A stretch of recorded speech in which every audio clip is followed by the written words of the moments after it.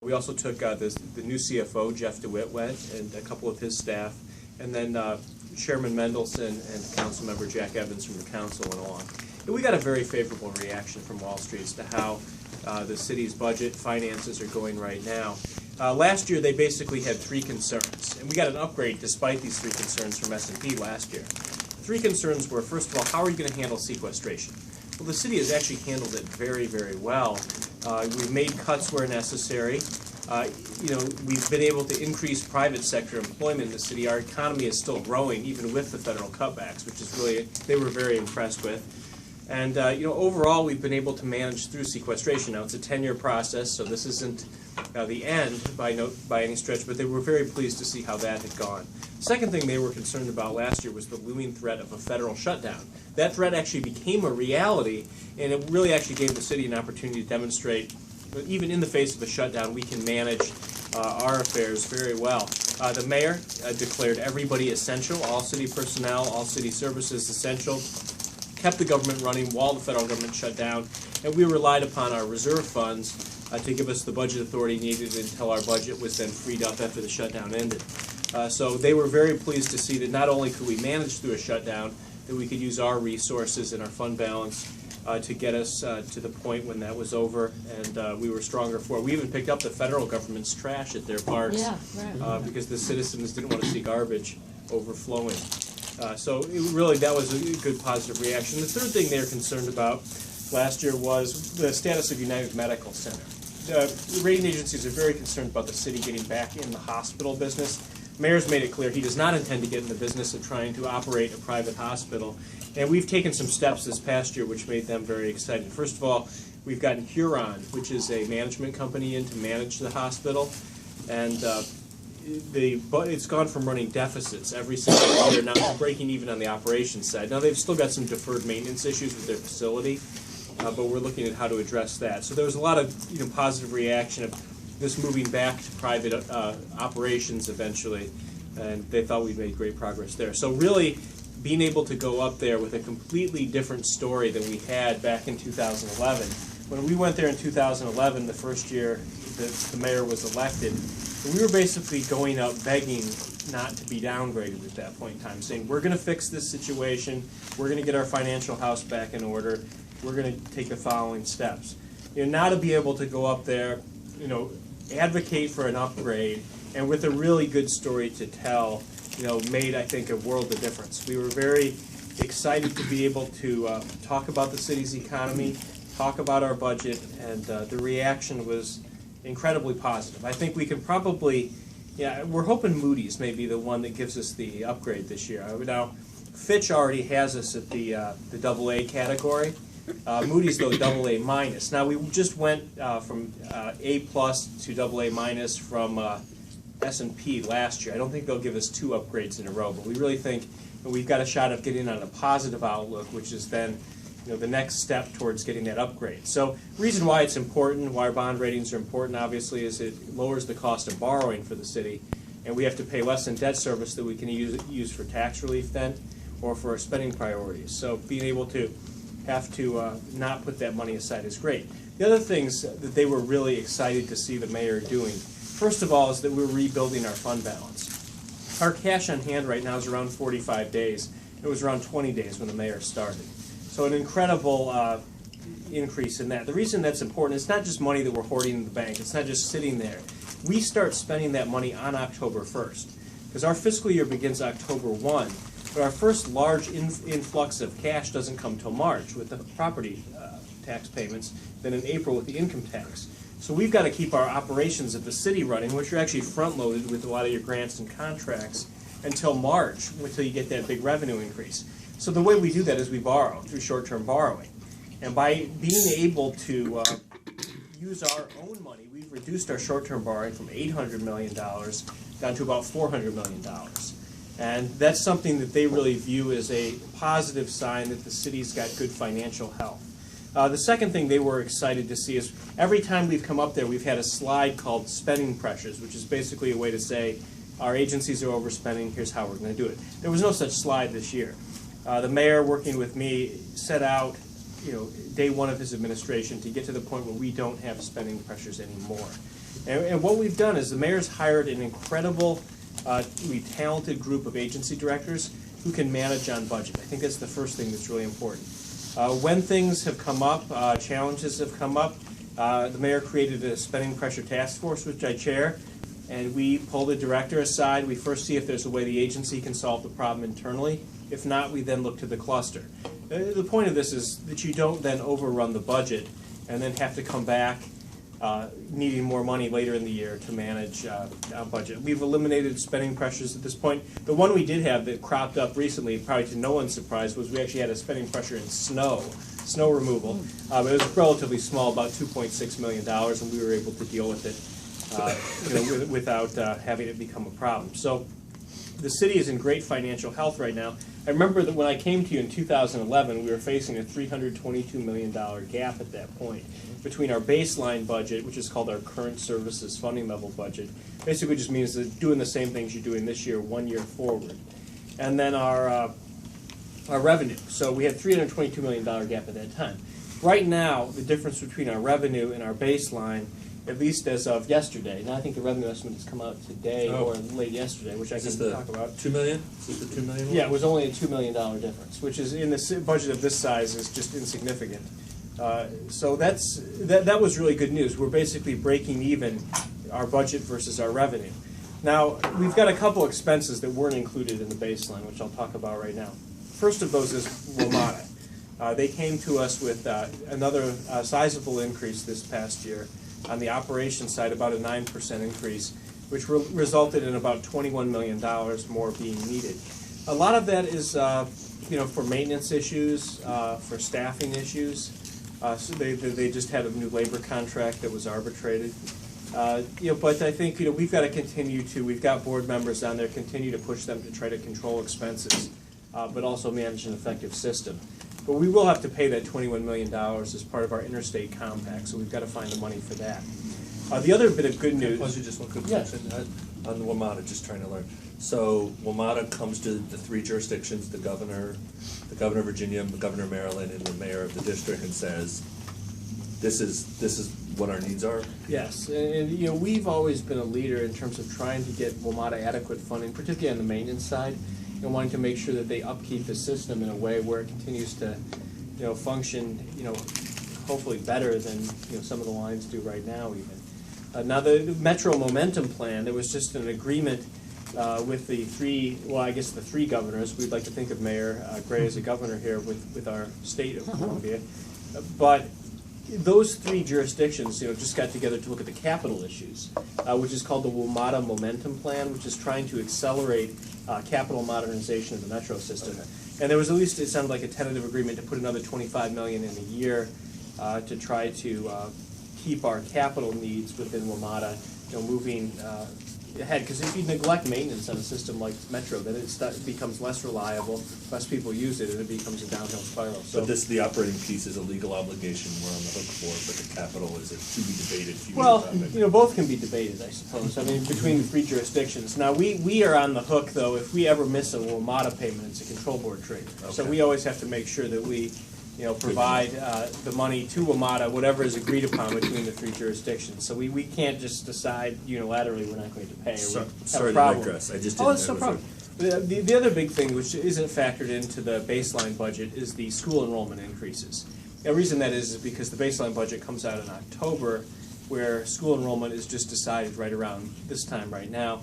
We're expecting that to be about $20 to $30 million more because of the influx of new students coming in. And those students are supported through what's called the Uniform Per Student Funding Formula, which basically means that we're putting in, we're getting more students in, and we're putting the money to follow those students, whether they be in charter schools or DC public schools. Now, the one thing that's really been exciting is that we've been able to cover a lot of these increases in costs within schools by being more efficient with the way we do special ed. And it's also a better way to educate kids. When we came in 2011 and talked about this, we were spending $160 million on what's called non-public tuition, which is basically private placements for kids with special needs outside the District of Columbia. We were paying about $100,000 to $200,000 for each of these kids. That number is now down to $72 million. And the way the mayor was able to get it down there is he did several things. First of all, when Alan Liu and DGS, our construction agency, modernizes school buildings, they make sure that we have inclusive classrooms in there that can meet the needs of kids with special needs in a neighborhood setting. So there's no need to have those kids go out to these other facilities. We also increase the funding weights for kids with special needs. There's 4 additional funding weights based on the severity of need for kids that have special needs. We increase those so that it would incentivize our public school system and our charter schools to try to reach out and serve these kids. But prior to that, it probably wasn't really paying for the cost of services, so we really didn't see charters actively going out and trying to get kids with these needs in their school system. So those have helped draw kids away. Now, we haven't actually taken kids back out of court placements. What we've done is we've kind of shut the pipeline off for new kids going in and then graduated out the kids that were in the system, and that's how you get the savings there. And we really believe that we can sustain this by just simply providing those services in the neighborhood schools. You're always going to have some kids that need those private placements, but we think we can get the number down even lower right now than $72 million. And just really excited about that progress there. So overall, it's a great fiscal situation right now. The Mayor has said numerous times he's not looking at any tax increases in this year's budget unless they're used to offset tax decreases, and I'll talk a little bit more about that in a second. Also, we're not looking at any new fees. And I think all of you in this room will be glad to know we don't intend to try to balance the budget the way it was done in the previous administration by raiding the O-type funds, which are those special funds that people such as your organization put money to, and then they were used to balance the budget. We'll come back to that. That would be illegal anyway. So that was the old technique that was Yes. used. We certainly have not done that in our 3 years, now almost 4 in office. We have not gone to those funds because we believe that they should be there for the purposes that they were legally intended and deposited. So, Would you like me to do it now or later? I have a little O-type fund pitch. all right, Do you want to do it now or later? well, you can do whatever you want. In fact, we had a conversation recently with the mayor during the candidate interview process about the O-type funds. Yes. He said to talk to you. He may have actually talked to you the last couple of days. Perhaps he did. Perhaps he did. Coincidental that you brought up O-type funds. But the conversation was, and we want to, and I will put this on the record, in your last year, and Eric, you probably, above all other staffers, get credit for. For those who are in the room who don't recall, we sued the district government for taking, during the Fenty administration, they used these O-type funds, of which the real estate guarantee fund was one of them. They scooped the funds out of it to use for the general fund. A lot of nodding heads, so a lot of folks are familiar with that. Thanks to Eric behind the scenes, and the mayor as council chairman, we stopped that from continuing. The other funds in the last Fenty budget continued. The real estate guarantee fund was the only fund out of about 60 O-type funds that they stopped. And I think it's a little bit of our advocacy and a little bit of you guys listening, so thank you for that. That's stopped. What we did discuss, though, is all the years prior to that, when you were sort of fighting the fight, and we understand that there was also in leaner economic times.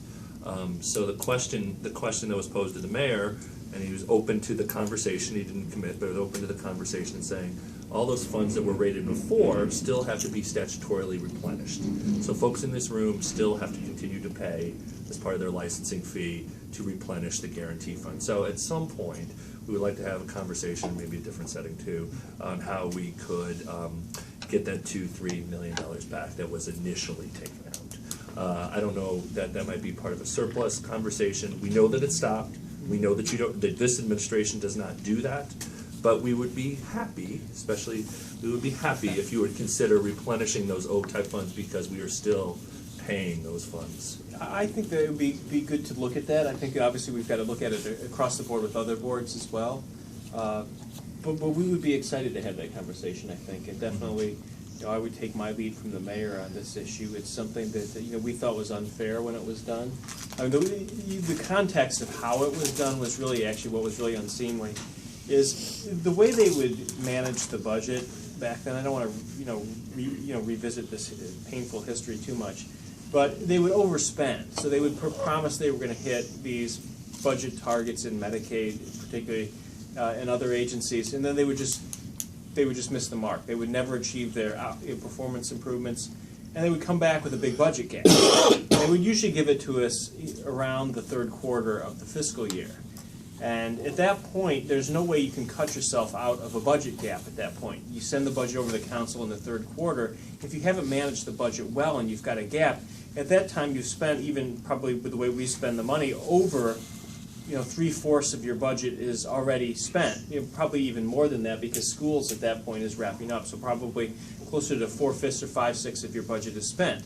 So at that point, you really would have to cut 5-to-1 or 6-to-1 to be able to try to make up that cut on an annualized basis. I mean, the problem for us, we actually looked to see, when they sent us over, taking all of those O-type funds and all that fund balance, what the other options were, rather than being anti-deficient, which really isn't an option at all for the city. And the only other option available to us, we would have had to basically cut all summer programs for kids. So there would have been no summer youth employment program, no summer school, no anything. And we would have had to furlough workers for 3 weeks out of the remaining 3 months of the fiscal year. So it would have just had a catastrophic impact, and that would have been all workers, so police, fire, catastrophic impact on city services. So, I mean, your problem is, back then, I know they'll say, well, Mayor Gray approved that choice. Well, it's not really a choice when somebody does that to you. That's why I always say controlling spending really is an executive function, because the council really has very little they can do if you send over these, these spending pressures. They can't really manage out of that. So that's kind of the history on why we're not responsible for it. But going forward, I think it would be a good discussion to have, and definitely would be excited to have that with you, Ed, and and everybody here about it. Is there a way we can move forward to try to make up some of what was done in the past? At least? But I digress. I apologize. No, But it's just a while good you were on digression. O-types, I had to stop you. But go ahead, Well, please. and you certainly have our commitment not to use O-type funds for budget balancing. It's a one-time solution that's not sustainable, and we're not going to go that route. And one last thing is I told the mayor, and I also just wanted partially to the audience too, I don't think you know this, and I'll let you continue, I'm sorry, but this was important. We actually went so far as, if you recall, we actually sued the district on this fight, because we believed that it was a dedicated fund that was beyond that was not fungible. We fought that fight, and we got to a point where literally our lawyers were strongly advocating for us to continue the fight at the Supreme Court, from the really? Court of Appeals. Yes, it would have went from the District Court to the Court of Appeals onto the Supreme Court. Our attorney said, we believe you have a case, especially given the composition of the current Supreme Court, to weigh in, and probably could possibly weigh in your favor, and because of the however, the trade-off would have been, in winning the battle, we potentially could have lost a larger war. It would have opened the door to conversations at that level, if they took the case, granted, to restrict the district's autonomy. And we made a decision, amongst the board and leadership to say, you know what, we will swallow this and try to deal with it, and try to swallow this at the local level and deal with our elected officials, because if we allow a Supreme Court case to rule on district legislation, we don't know the potential outcome. So, not to be martyrs, but we did have that conversation and consciously said, no, we will deal with the local officials and not allow the feds to have the Supreme Court to have an opportunity. So I don't know if you knew that. No, so. I didn't, and that's really helpful information, I think. And kind of looking at what we should, how we should move forward with this. And I'm glad the mayor's made a commitment to look at it and see what he can do. Right now, we have pretty good fiscal news for you today in terms of our budget. We got the revenue estimate, which has come out just recently, showing about $130 million more up in fiscal year 15 that's going to be recognized. And there's a lot of already proposals out there on how to spend that money. I mean, the first and foremost, the biggest one probably a lot of you've heard about this, is the Public Education Adequacy Study, showing ways we can keep the momentum on education reform going with both our public schools and charter schools. Things that have been talked about are like a new weight added to the formula for at-risk students, focusing more on middle and high schools. There's a lot of good ideas in there. The overall price tag is rather steep, about $180 million, and probably more than we could put out there right now. But it certainly provides a lot of exciting ideas to look at. Now, the other big ticket items, Tax Revision Commission, some of you have probably been following A little. what's been recommended there. We can come back to that too. Absolutely. Well, you know, as a lot of you know, there was proposed tax relief by the commission, about $200 million of tax relief. However, it was offset by about $150 million of tax increases, some of which are very controversial. So I think in looking at this package, I'd love to get your feedback today on areas that you would support, areas you'd be concerned about. Obviously, the problem in looking at the recommendations, if you did all the decreases without any of the increases, you would have, you know, some fiscal challenges there. The other thing, which is a little bit smaller but still very important, is the hospitals back during the recession agreed to a bed tax. It was a voluntary, basically a provider tax, and I'll just try to briefly explain how this works. Is they would pay, you know, $30 of their money in a tax. It would be matched $70 by the federal government. There's a 70% match on Medicaid funding, and then the hospitals then would have a net of about $40 then for rate increases. That tax was set to sunset over a period of 4 years, was the agreement. It's now scheduled to sunset. The problem for the hospitals, though, if it does, is they lose that net of the 40 on their rates, and it would probably be very catastrophic for their services. So the question is, do you continue the tax, or does the district make up the local portion as it said it was going to do back when this was proposed? And I think that's the question that the mayor's going to have to wrestle with on that issue. The price tag, when you get into these healthcare issues and the Medicaid issues, is never small. It's about $21 million. The Medicaid is our largest budget in the city. Second is the public and the public charter schools. And once you get past those two, police and fire, you've really made about 75% of your budget decisions at that point, and the budget is really set. So, you know, even though, you know, every agency comes in, every agency has ideas, and what's important is you got to get those big ones right, you know, or you're never going to make it up through cuts to your smaller agencies. So, I mean, that's the budget picture in a nutshell right now. We'd always love to, you know, have more money, but the fact our economy is growing by about 3% in the face of these federal shutdowns, our population's continuing to grow, you know, and the mayor's economic development priorities are really driving, you know, a lot of this development. We're very excited by it. Unemployment, I think one of the biggest successes for the city through his One City, One Hire program continues to come down. And I think recently he said that he thinks we can get it to 5% in another 4.5 years. He thinks we really can get it to that point if we continue to grow the jobs and match our residents to those jobs. So that's obviously the focus that we've got to continue working on. So I'm going to open up for questions. Yeah, I'm going to open it up for questions, and let me ask you one quick question though on the fire piece.